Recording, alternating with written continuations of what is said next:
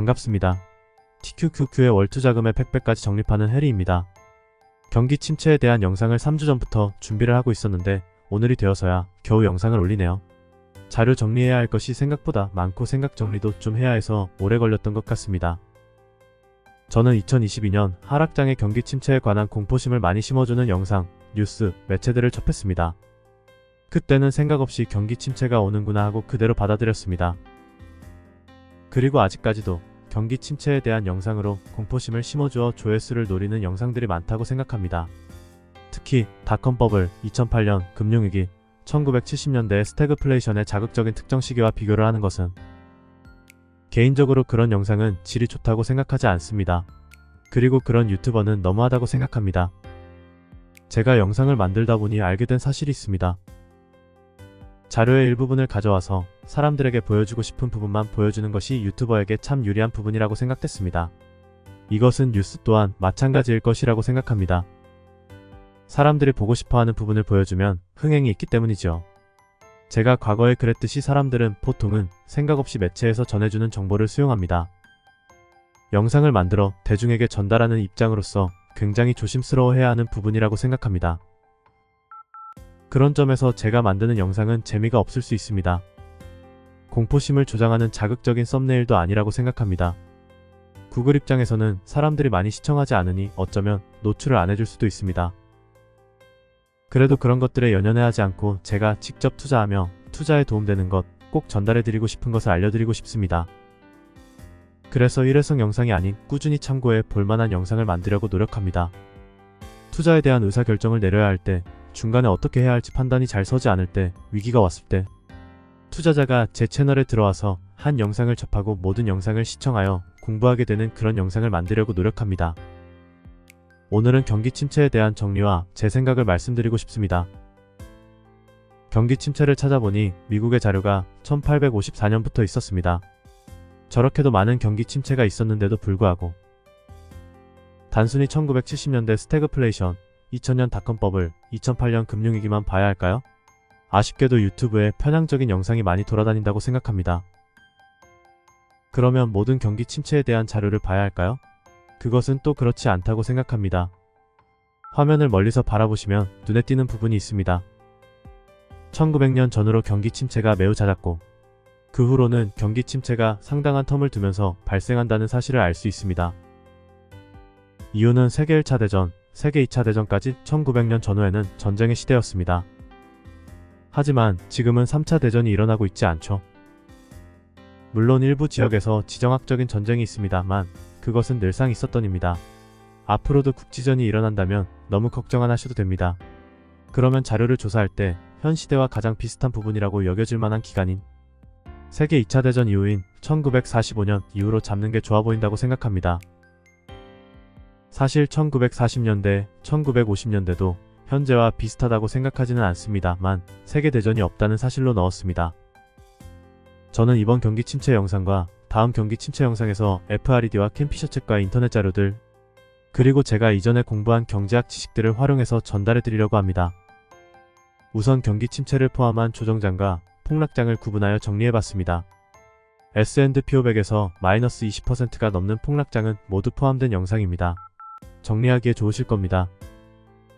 제가 공부를 하면서 알게 된 중요한 사실 중 하나는 우선 시간 순서부터 보겠습니다.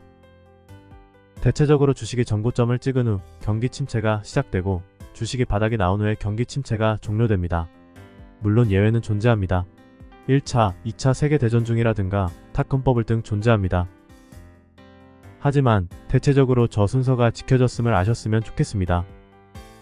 첫 번째 경기 침체가 있었던 폭락장부터 보겠습니다. 보라색 영역은 제가 표시한 경기 침체 영역입니다. 그리고 빨간색 박스는 제가 표시한 주가 하락 구간입니다. 당시 1945년 2차 대전 후 늘어난 재고를 소비해야 하는데 소비가 늘지 않아서 경기 침체가 찾아왔다고 합니다. 이때 1948년 6월부터 1949년 6월까지 S&P 500은 마이너스 21% 하락하였고 바닥까지 363일이 걸렸습니다. 나스닥은 존재하지 않았기에 표시하지 않았습니다. 나스닥은 1970년부터 존재합니다. 2차 세계대전의 영향이 있기 때문에 현 시대와 비교하여 놓고 공부해야 할 경기 침체가 아니라고 생각이 되지만 시작점으로 잡아봤습니다. 두 번째 경기 침체가 있었던 조정장입니다. 이때는 통화 긴축으로 인해 경기 침체가 있었습니다. 이때 1953년 1월부터 1953년 9월까지 S&P 500은 마이너스 15% 하락하였고 바닥까지 252일이 걸렸습니다. 이때는 폭락장이 아닌 조정장에서 끝이 납니다. 통화 긴축을 한다고 해서 반드시 폭락장이 온 것은 아니라는 점을 알아주셨으면 합니다. 또한 경기 침체 중에 주가가 미리 상승을 하고 있다는 것도 눈에 선명히 보이는 차트입니다. 세 번째 경기 침체가 있었던 폭락장입니다. 이집트 스웨즈 운하 사건으로 인해 침체가 왔다고 합니다. 또한 제가 찾아보니 통화 긴축도 역시 있었습니다. 사건에 적질 못했네요. 참고 바랍니다. 이때 1956년 8월부터 1957년 10월까지 S&P 500은 마이너스 21% 하락하였고 무려 바닥까지 447일 동안 걸렸습니다. 정고점 근처까지 와서 바닥을 다시 찍으러 갔다는 점이 눈에 보이는 차트입니다. 네 번째 경기 침체가 있었던 조정장입니다. 역시 통화 긴축으로 인해 있었습니다.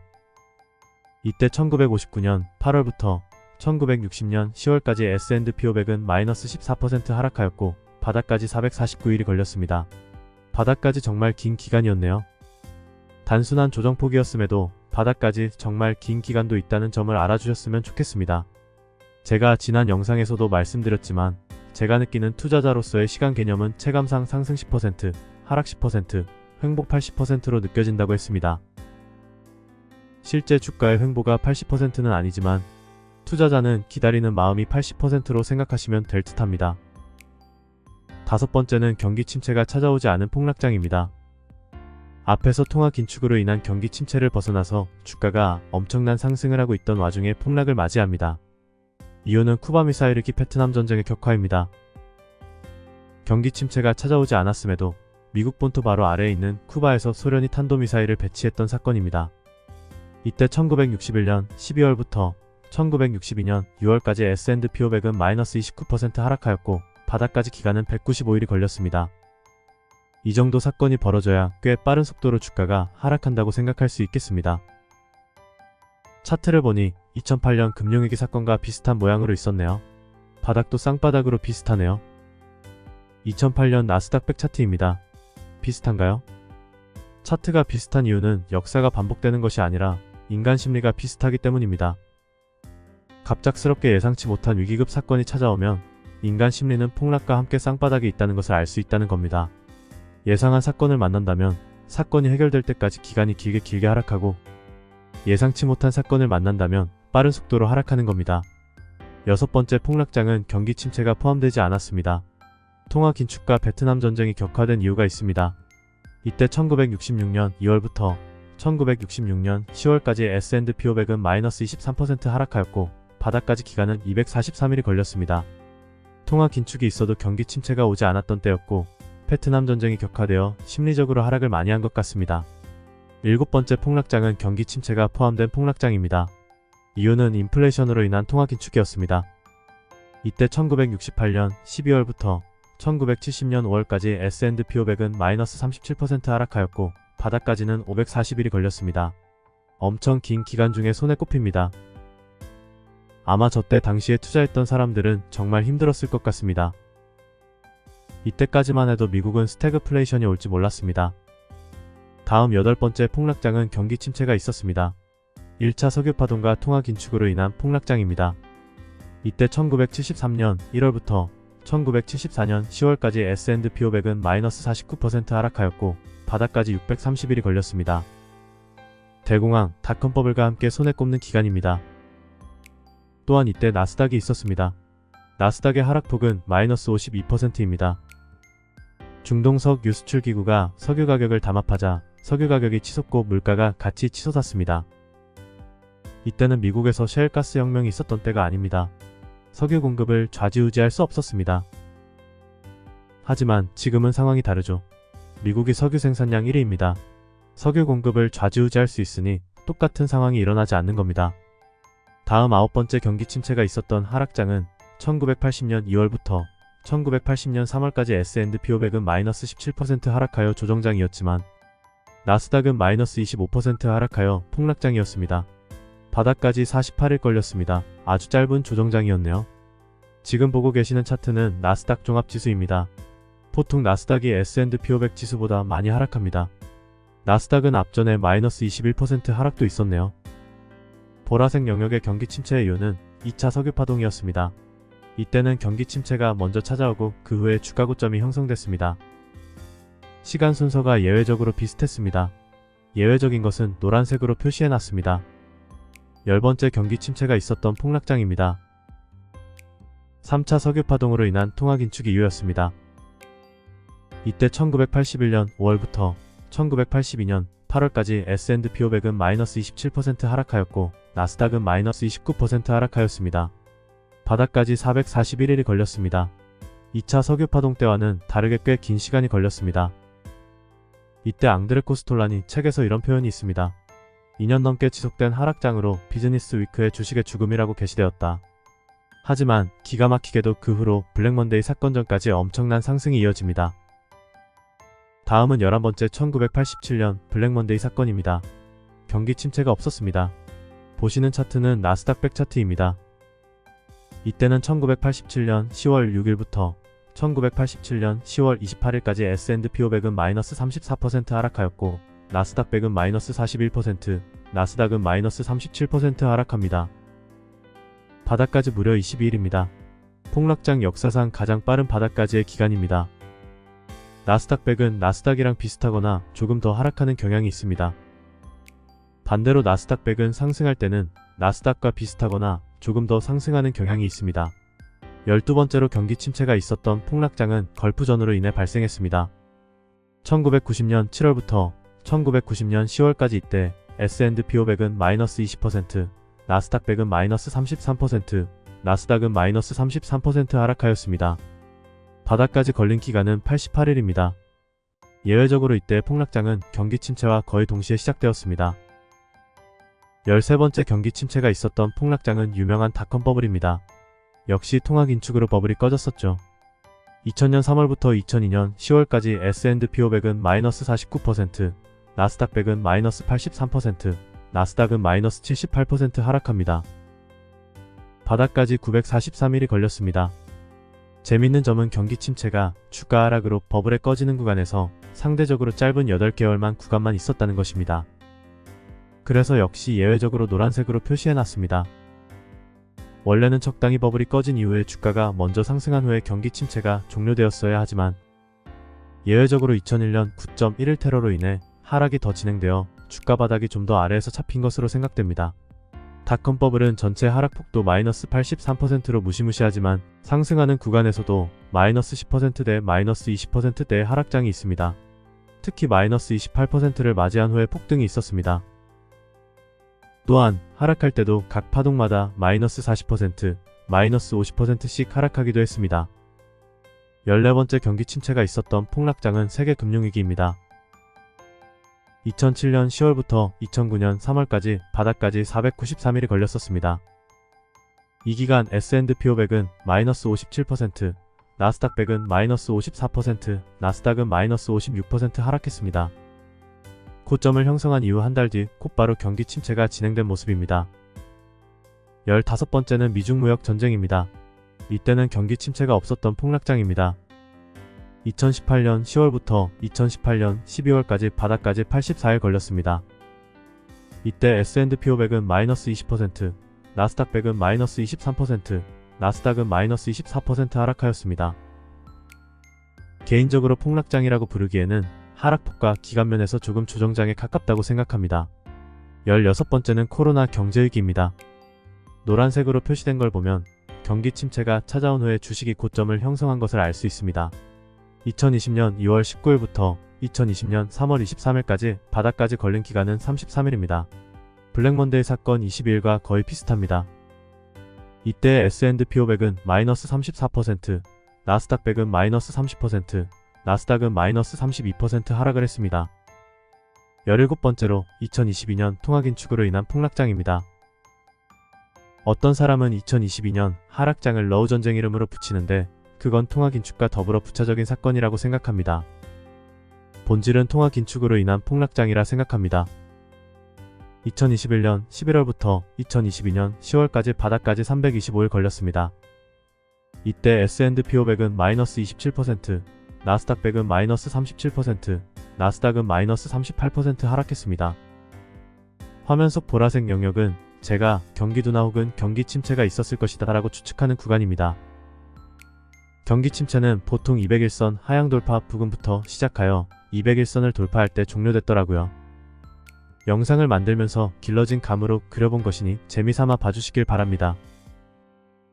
여기까지 시청하셨으면 정말 공부를 잘하신 거라고 생각됩니다. 이제 요약표를 보여드리겠습니다. 저장하시고 참고하셨으면 좋겠습니다. 처음부터 요약표를 보여드리면 무엇을 봐야 할지 모르거나 각각의 폭락장을 세세하게 느끼지 못했을 거라 생각해서 뒤에 배치했습니다. 이해해 주시길 바랍니다. 이제 정리를 해보겠습니다. 첫 번째, 대개 주가가 고점을 형성한 이후 경기 침체가 시작되어 주가가 바닥을 친 다음 경기 침체가 종료됩니다. 시간 순서가 보통은 그렇습니다. 하지만 예외적인 사건을 만나면 그 순서가 바뀔 때도 존재한다는 유연한 생각을 가지셨으면 좋겠습니다.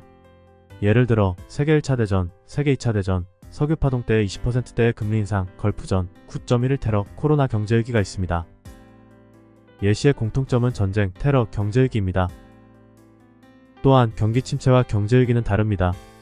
온갖 뉴스, 유튜브에서 공포 분위기를 조장하려고 경제위기를 외치지만 저랑 같이 공부하시면서 보셨듯이 엄청난 주가 폭락이 있었던 때의 실제 위기들은 예상치 못한 곳에서 터집니다.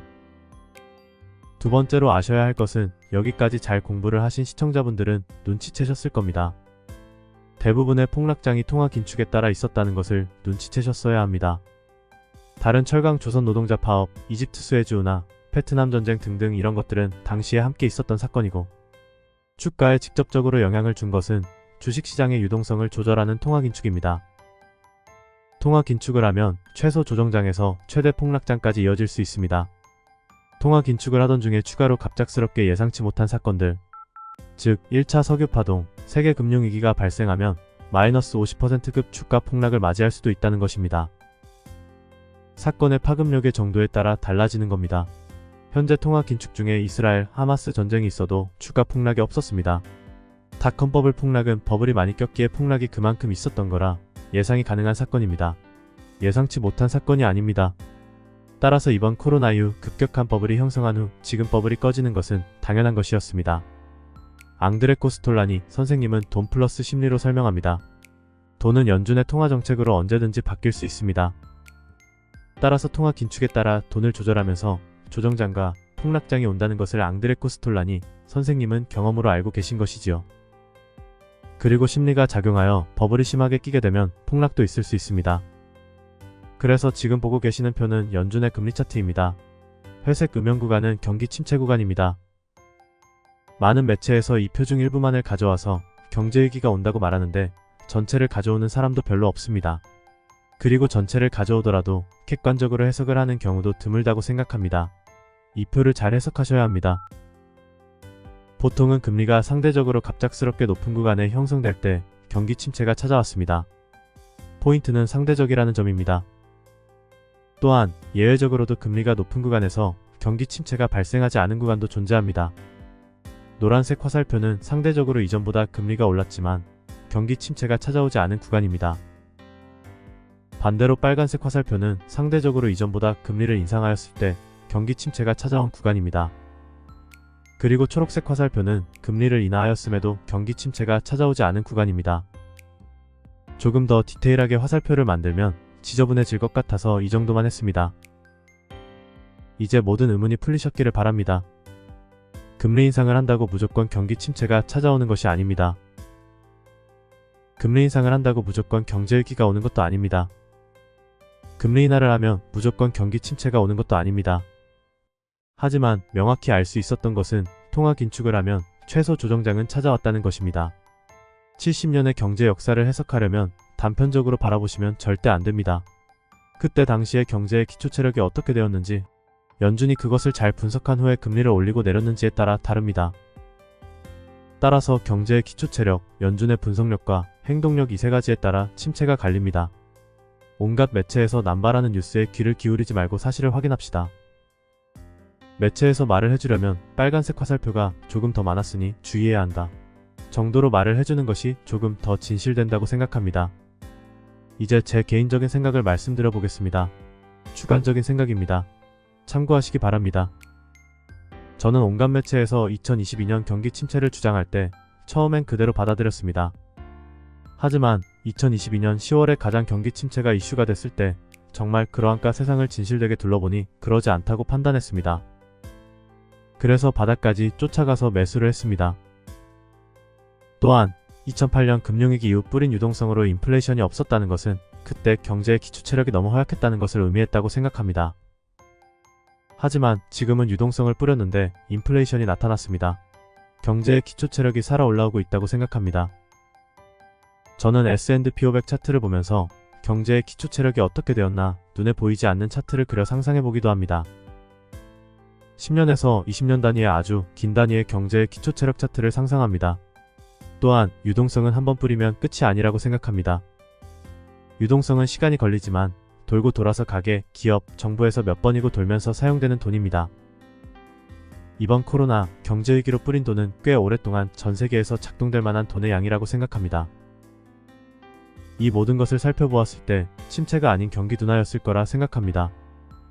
혹은 앞에서 보여드린 표의 시간 순서가 맞다면 주가 고점 이후 경기 침체가 시작되어 주가가 바닥을 찍은 후 경기 침체가 종료되었을 거라 생각하기에 경기 침체는 이미 지나갔을 거라 생각합니다. 사실은 금리 인상을 경기가 약간 둔화하는 정도로 하여 인플레이션은 기저효과로 잡으려고 노력하는 것 같습니다.